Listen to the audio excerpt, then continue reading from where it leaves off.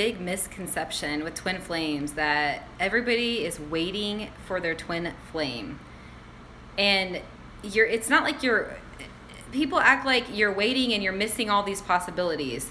And basically, you're not waiting in that sense. You're working on yourself the entire time, and you're holding that space. That's how I like to phrase it. And no, I'm not justifying or rationalizing.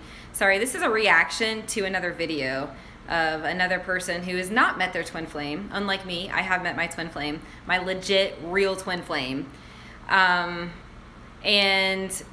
there's just this big misconception in the twin flame community, like, oh, these people are waiting, like, on hand and knee. That's not what we're doing, okay? Like, we are working on ourselves, or we should be at least, and we are holding that space, that heart space.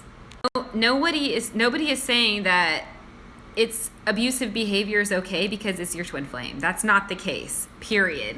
So another thing that I want to say is, and this is a huge debate in the community, and please don't just thumbs down my video because you don't like what I have to say. All right, I'm going to say this right now, that your twin flame, and a lot of you guys may disagree with me, yes, your twin flame can be abusive until they work through their karma. Yes. Does that mean they're always abusive? No. So there's a 5D higher self and there's a 3D lower self. 3D, karma, karmic lessons, ego, that's what that is. The lower astral body, and then the higher astral body, the 5D, the spiritual, the ascension. So your twin, if they're abusive, they're in their ego. That is not what makes a twin flame relationship, and that is not also what differentiates it. There are certain twin flame, not just signs and not just synchronicities, that's not what I'm talking about, qualifications. And that's a whole nother video that I need to get into. So yes, your twin flame can have karma, abusive tendencies and karma until they work through that ego, through that karma. That's not what disqualifies or qualifies you as a twin flame. I do like what this guy said, though, about how if you meet someone and they are your twin flame, you don't have to call them your twin flame. You could just call it love. Like your love, or it's love. I like that. Love. It's just love. I do think that, labeling it, like most labels are, well, they can be helpful and not helpful, but I think that it helps at least people to understand the journey. So if the twin flames are in separation stage, ego war stage, ego battle, it helps to understand the relationship from a big picture when you say it's my twin flame. Nobody is, again, justifying abuse or anything like that. It's just, it puts the relationship into a context that people can understand. Because there's theories, everybody's trying to formulate, the theory. And there are links, there's similarities. I do think it can be kind of hard. Sorry, yes, I'm eating lunch, but I do think it can be a little hard using the word love, though, now that I think about it, because when the twin flames are going through that ego, if you will, arguments, anger, that kind of stuff, it can be hard to see that as love. That's not love, by the way. That's ego.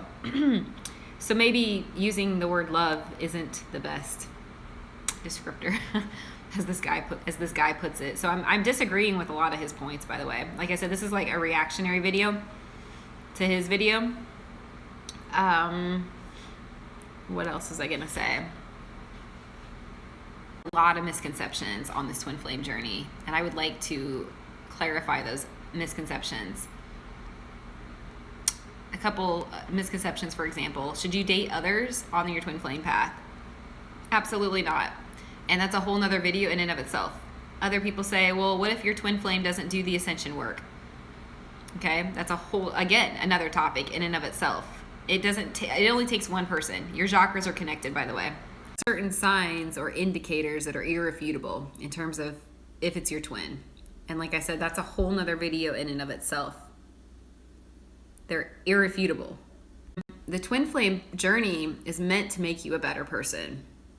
Sculpt and challenge you and tear down all your walls. You will go through a dark night of the soul, a purging, like the Tower card moment, like 16, the Tower card in the tarot deck.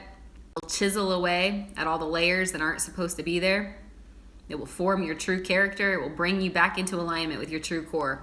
your higher self, your highest self. I will also say that the twin flame journey is not for the faint-hearted.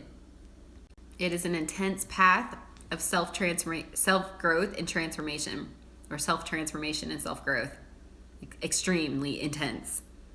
Like, accelerated. Like, you know, you go to a class and it's like a 3-hour class, or an intensive weekend at school, like maybe a weekend in school. It's an intensive. And there really is a special mission and purpose. This is not just some fantasy. Service, higher service. Say that this path is really special, and you will learn a lot on this journey about yourself, others, and the world. It's really meant to develop and strengthen your character. A lot of people will say, well, aren't you missing out? But you're not missing out, because you look at the whole world differently. It transforms the whole way you look at yourself and the world. People, situations, circumstances. So you're not looking to fill your cup. You're not looking at things from an ego standpoint. It's a spirit, it's a higher, it's ascended. I don't know how to describe it any better way. I'm trying. To make a long story short, no, you're not missing out. Quite the contrary. This is a huge blessing in disguise. A lot of lessons on the way. It's we must die to ourselves. It's like the phoenix of the rising on this journey. It's a journey from the old to the new, to rediscovery, to rediscovering ourselves, our true selves, our higher selves. Twin flames share the same chakra system, the same consciousness. And there's levels to consciousness as well. Some tough lessons on this journey, but it's well worth it. You have to be patient. And there's a lot of sacrifice involved. Sacrifice of not so good things, which is good. That's what I mean. We have to die to the old, to our old egoic ways, distractions, sex, drugs, alcohol, dating, etc. I know you're probably like, what, dating? That's taking the fun out of it. That's not living. No, you're looking at it wrong.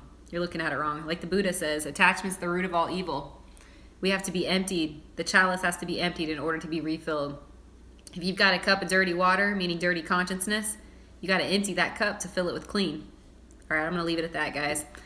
I wanted to say thank you guys so much for coming to my channel. If you guys are new, please go ahead and give me a thumbs up, and also subscribe to the channel, and I will post more videos. So God bless you guys.